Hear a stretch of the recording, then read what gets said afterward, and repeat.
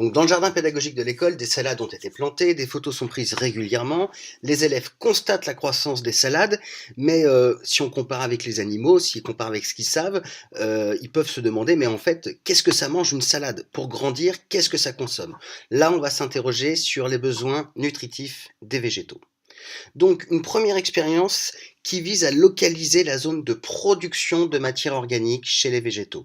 Attention, contrairement à ce qu'on a dit chez les animaux, qui eux prélèvent, digèrent, assimilent la matière organique, là on parle de production de matière organique chez les êtres vivants et on va se demander à partir de quoi cette matière organique est produite. Donc, première expérience, photo de gauche pour localiser la zone de production de la matière organique chez une plante. On a une plante et vous voyez ici, il y a un cache opaque qui est placé sur certaines feuilles et une autre plante qui est placée complètement à l'obscurité. À l'issue de l'expérience, on va traiter ces deux feuilles à l'eau iodée. Alors l'eau iodée, c'est un réactif qui va permettre de mettre en évidence la présence d'amidon. Donc l'amidon, je vous rappelle, hein, c'est ce qu'on appelle un sucre lent, c'est une matière organique, c'est un ensemble de molécules de glucose qui sont associées les unes aux autres par des liaisons. Donc, quand il y a de l'amidon, l'eau iodée permet de colorer en bleu-noir les zones où il y a de l'amidon. Sur la feuille où il y avait le cache, on voit que de l'amidon est présent partout, sauf là où il y avait le cache. Dans la plante qui a été placée à l'obscurité, on n'observe aucune présence d'amidon. Donc, il semblerait que l'amidon et la lumière soient corrélés.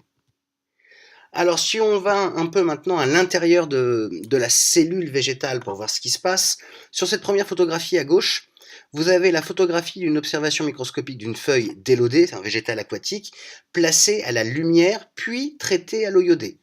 On voit là les parois de la cellule, on voit des petits organites à l'intérieur de cette cellule, et dans ces organites, on voit la coloration provoquée par l'eau iodée, donc la présence d'amidon.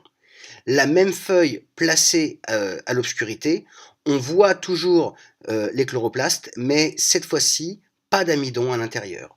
Donc ce schéma d'interprétation, on retrouve donc la paroi qu'on retrouve chez les cellules végétales, la membrane, le noyau, et donc ces petits organiques qui sont des chloroplastes, qui sont des compartiments que l'on va trouver au niveau des organes verts des végétaux. Toujours étude de ce qui se passe chez les végétaux, on va placer un végétal à la lumière. Donc expérience déjà témoin, on voit que la teneur en dioxyde de carbone dans l'enceinte s'il n'y a pas de végétaux, elle reste constante. La courbe en orange, teneur en dioxyde de carbone dans l'enceinte, si je mets des fragments de racines. Conclusion, en présence de fragments de racines, la quantité de dioxyde de carbone dans l'enceinte augmente. Donc les racines ont libéré du dioxyde de carbone. Si on regarde maintenant la courbe grise, teneur en dioxyde de carbone dans l'enceinte avec des fragments de feuilles. En présence de fragments de feuilles, la quantité de dioxyde de carbone diminue. Les feuilles ont donc prélevé du dioxyde de carbone. Autre expérience pour étudier toujours les échanges gazeux au niveau des végétaux placés à la lumière ou à l'obscurité. On prend une cloche. On a quelque chose ici d'hermétique, c'est éclairé, le végétal est éclairé, il y a une bougie, la bougie, la combustion va perdurer. Si on met le même dispositif et qu'on ne change qu'un seul facteur, en l'occurrence l'obscurité, la bougie va s'éteindre. On sait qu'une combustion nécessite la présence de dioxygène, donc cela prouve de manière assez simple que le végétal placé à la lumière produit du dioxygène, c'est pourquoi la flamme continue à briller, alors que ce même végétal, en absence de lumière, la bougie s'éteint, il n'a pas produit de dioxygène.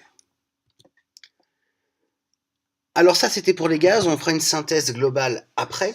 Maintenant, on va essayer de comprendre ce qui se passe au niveau de l'eau. Donc là, on a une jeune plante qui est issue qui vient sortir de la germination.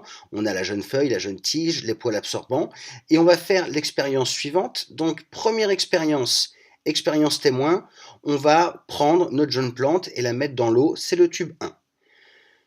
Deuxième expérience, on va mettre de l'huile au niveau de la racine, mais faire en sorte que les poils absorbants qu'on a identifiés sur la photo soient au contact de l'eau. Si on fait la même chose, mais cette fois-ci avec des poils absorbants au contact de l'huile, on voit que la jeune plante va flétrir. Conclusion, ce sont bien les poils absorbants qui vont permettre de prélever l'eau et les sels minéraux dans l'eau, dans le tube 1 et dans le tube 2. Dans le tube 3, cette absorption est impossible parce que les poils absorbants sont en contact de l'huile. On a un flétrissement de la plante. Donc, on va regarder un petit peu en détail les structures responsables de l'absorption racinaire. Comment les végétaux chlorophylliens s'approvisionnent-ils en eau et en sels minéraux alors qu'ils sont ancrés dans le sol et donc immobiles?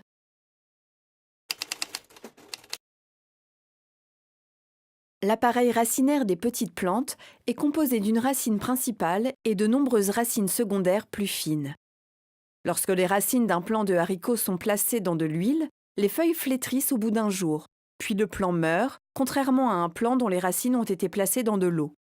Les racines sont donc les organes qui assurent le prélèvement de l'eau et des sels minéraux présents dans le sol.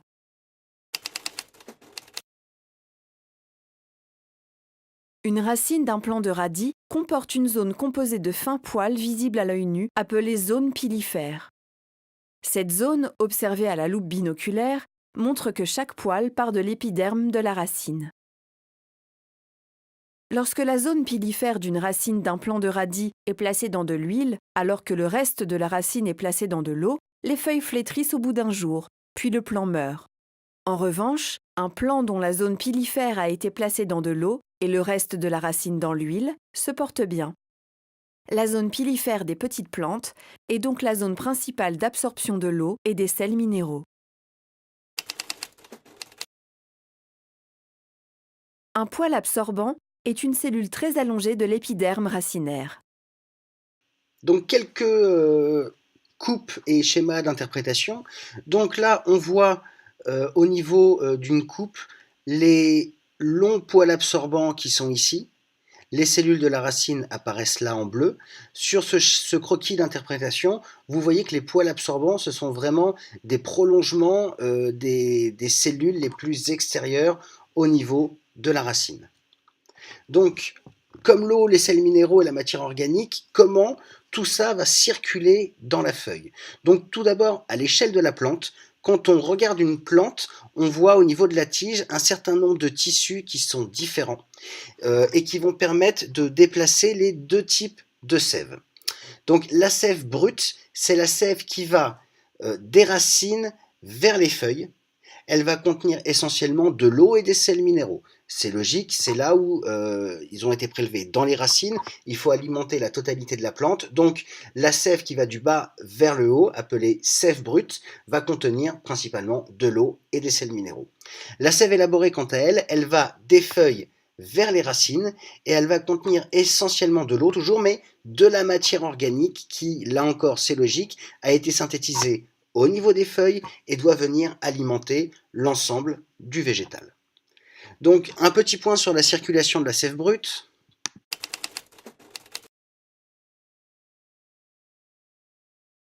Lorsqu'on trempe une tige de céleri branche ou de fleurs blanches dans de l'eau colorée, on observe après quelques heures le colorant dans les tiges de céleri. Au bout d'un jour, les feuilles de la branche de céleri ou les pétales des fleurs blanches sont colorés. Lorsqu'on réalise une coupe longitudinale dans cette tige de céleri, de fins tubes appelés vaisseaux conducteurs sont colorés.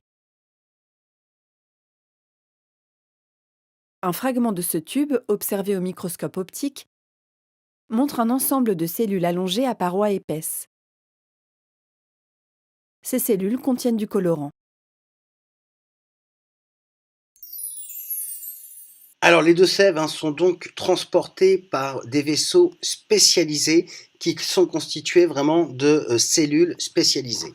Donc la sève élaborée qui va des feuilles vers les racines va passer par des tubes de phloème que vous voyez donc ici en jaune là sur l'illustration, ce sont des cellules qui sont vivantes, allongées et aux parois de cellulose, alors que la sève brute, quant à elle, va passer par des vaisseaux de xylème que l'on va représenter ici. Donc il y a vraiment deux vaisseaux spécialisés pour la circulation des deux types de sève. Donc on va maintenant aller plus en détail sur la photosynthèse, qui est vraiment le point très important de ce module.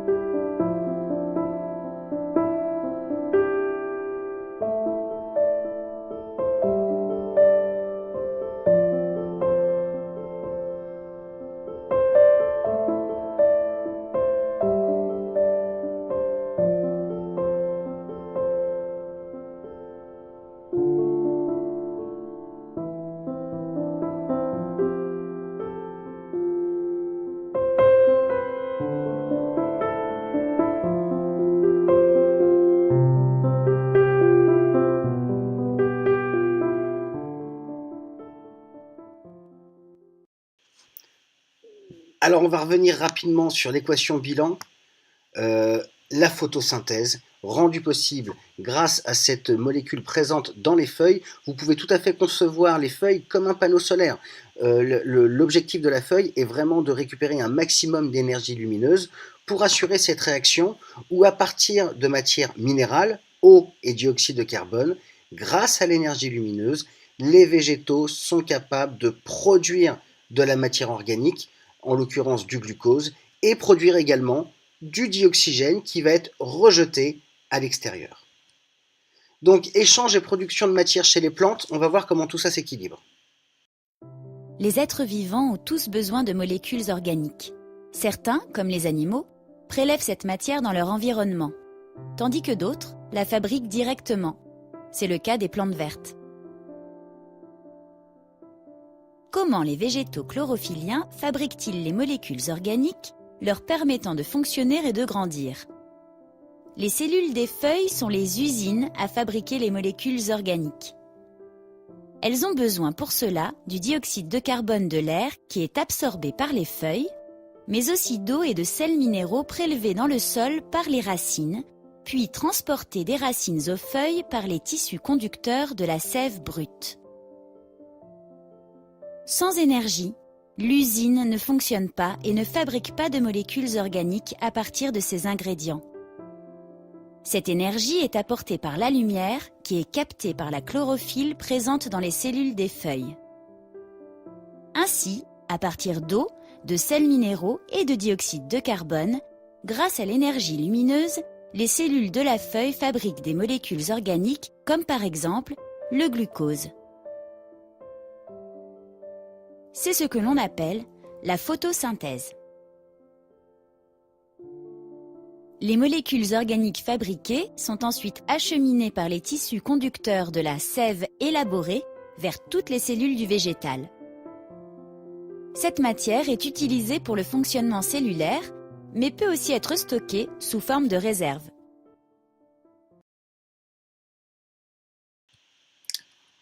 Alors une synthèse de l'ensemble de ces informations.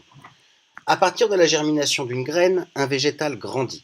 La graine possède de nombreuses réserves, des molécules organiques, ce qui permet à l'embryon, qui devient plantule, de se développer. Les cellules de l'embryon ont donc un métabolisme, c'est-à-dire un fonctionnement hétérotrophe, c'est-à-dire qu'ils consomment de la matière organique.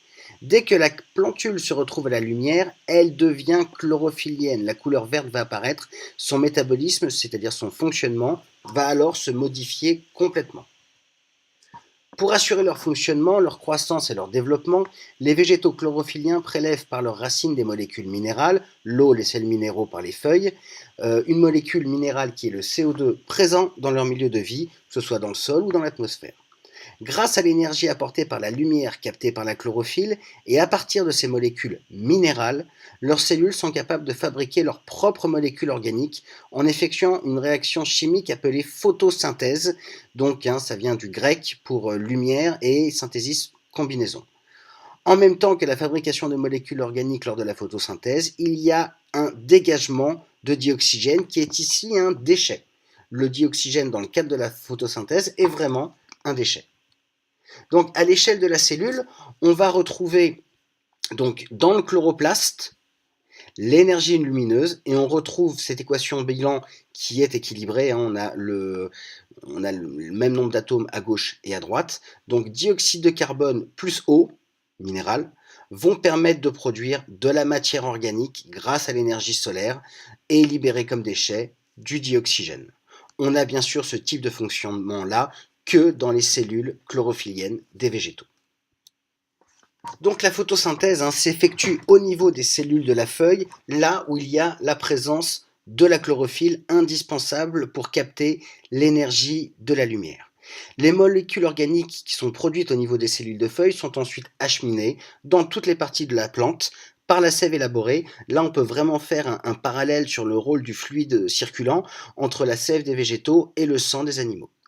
À partir des molécules organiques qui sont fabriquées lors de la photosynthèse, chaque cellule de la plante va effectuer la respiration cellulaire, comme dans les cellules animales ou les cellules non chlorophylliennes qu'on a déjà étudiées. Et donc l'énergie qui va être libérée par cette respiration cellulaire va également permettre de fabriquer d'autres molécules, de fonctionner, etc., etc. Donc on retrouve là la formule de la respiration cellulaire. Et donc chez les végétaux, photosynthèse et respiration sont deux phénomènes indépendants qui vont cohabiter. La photosynthèse consomme du dioxyde de carbone, produit du dioxygène. La respiration, c'est l'inverse. Vous pourriez vous interroger sur le bilan final. Le végétal chlorophylien va à la fois consommer du dioxygène pour la respiration cellulaire et en produire lors de la photosynthèse. De même, il va produire du dioxyde de carbone lors de la respiration et consommer ce dioxyde de carbone lors de la photosynthèse. Si on regarde les bilans, les végétaux produisent plus de dioxygène qu'ils n'en consomment.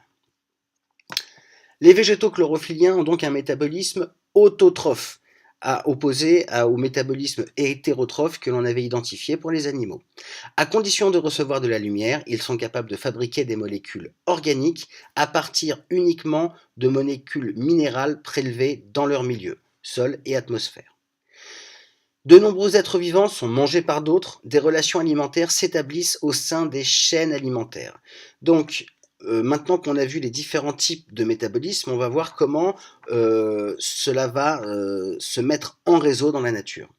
Le premier maillon d'une chaîne alimentaire est toujours un végétal chlorophylien, puisqu'il a besoin uniquement de molécules minérales et d'une source d'énergie, la lumière. On dit que c'est le producteur primaire. À la base d'une chaîne alimentaire, on a toujours un producteur primaire, parce que lui se nourrit sans consommer de la matière organique issue d'un autre être vivant. Les êtres vivants qui se nourrissent d'autres êtres vivants, car on a besoin de molécules minérales et organiques pour que leurs cellules fonctionnent, sont appelés des producteurs secondaires. Ils restent des producteurs de matière, mais ils ne peuvent produire leur matière qu'à partir de la matière organique. La photosynthèse est donc à la base de tous les réseaux alimentaires. Un réseau alimentaire, ça correspond à l'ensemble des chaînes alimentaires qui sont interconnectées les unes aux autres, qui sont présentes sur notre planète. Donc une chaîne alimentaire, c'est une suite dans laquelle chaque être vivant mange l'être vivant qui le précède. La chaîne alimentaire décrit l'ordre dans lequel les êtres vivants se nourrissent en se mangeant les uns les autres. La chaîne alimentaire permet donc de comprendre le cycle de la vie sur Terre.